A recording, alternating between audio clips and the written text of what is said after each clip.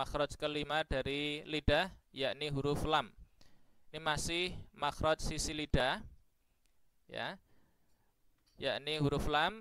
Keluarnya dari mana? Keluarnya adalah dari dua atau salah satu, ya, salah satu sisi lidah bagian depan, ya, hingga ujungnya, yaitu ditempelkan, ya, ditekankan begitu ke langit-langit keras yang sejajar di atasnya.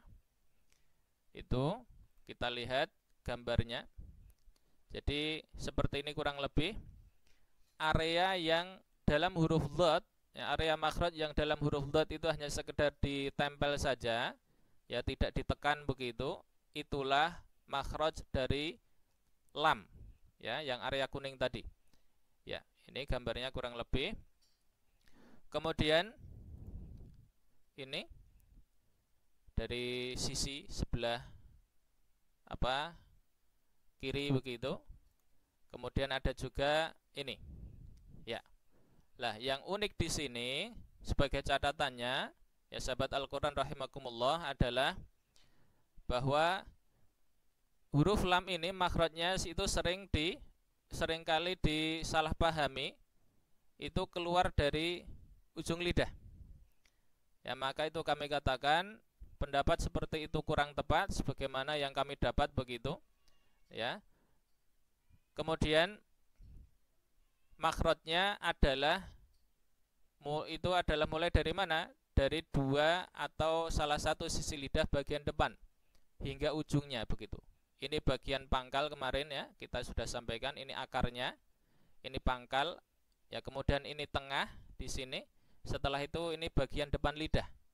Lah, sisinya itulah sisi bagian depan lidah itulah makhraj dari lam. Jadi bukan ujung saja begitu.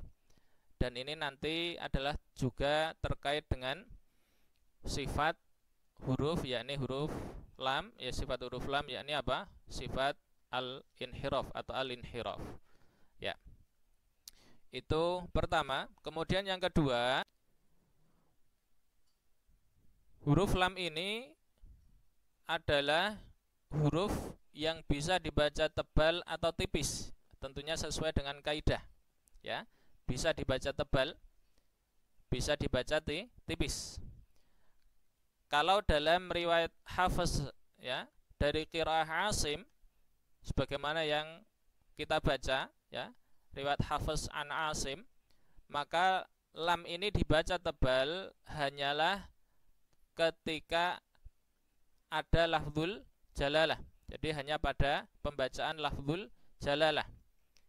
Ketika dibaca tebal, pas kita membaca di awal kalimat, maka itu harus dibaca tebal begitu. Ya, Allah, ya, Allahu la ilaha illahu. Nah, itu Allahnya, lamnya harus dibaca tebal, ya, dengan istilah taghlid, ya, istilahnya taghlid. Atau ketika lafzul jalalah itu didahului dengan huruf yang berharokat fathah atau dhammah. Ya. Qala Allahu, yaqulullahi. Lah, seperti itu. Ya.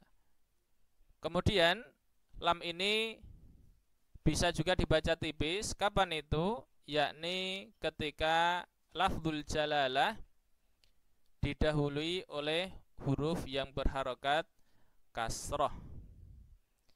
Billahi, lillahi, rasulillahi. Nah, kurang lebih seperti itu.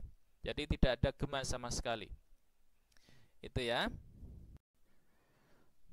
Selanjutnya catatan terakhir untuk lam adalah pembedaan antara kondisi lidah ketika dibaca tebal lamnya ataupun dibaca tipis. Kita lihat huruf tebal termasuk lam ketika dibaca tebal, maka yang terjadi itu adalah pangkal lidah itu mengarah ke atas alias kembung, ya, dikembungkan begitu.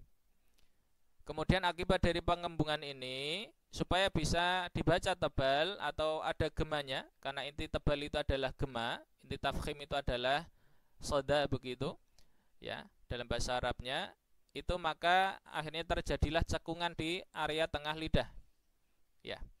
Dari sinilah nanti proses terjadinya gema, sehingga terwujudlah yang namanya bacaan tebal. Ya, sedangkan untuk yang tipis, lam tipis dan huruf-huruf yang tipis lainnya, maka cara pembacaannya secara umum makhrajnya itu ya khususnya pangkal lidah itu tidak gelembung. Ya relatif datar saja begitu. Sehingga pembacaannya bisa tipis. Ya, kalau yang ini dibaca lo, di sini dibaca la, li, lu lah begitu. Itu untuk huruf lam. Kita masuk ke matannya ya. Bait ke-14 baris kedua ya. Wallamu adnaha limuntahaha. Dan huruf lam ini makhrajnya atau tempat keluarnya adalah adnaha limuntahaha. Adna itu adalah bagian depan. Bagian depan apa? Ha di sini masuknya adalah hafah ya. Pada bait ke-13 tadi ya, hafatul lisan, hanya kembali ke situ begitu. Jadi keluarnya huruf lam itu adalah bagian depan sisi lidah, limuntahaha. Li di sini maknanya adalah lil intiha, yaitu ila ya, sampai kemana? Sampai ke akhir dari sisi lidah tersebut. Jadi dari sini awal bagian depan lidah sampai ke puncaknya, tapi hanya sebelah sisi saja. Itu ya.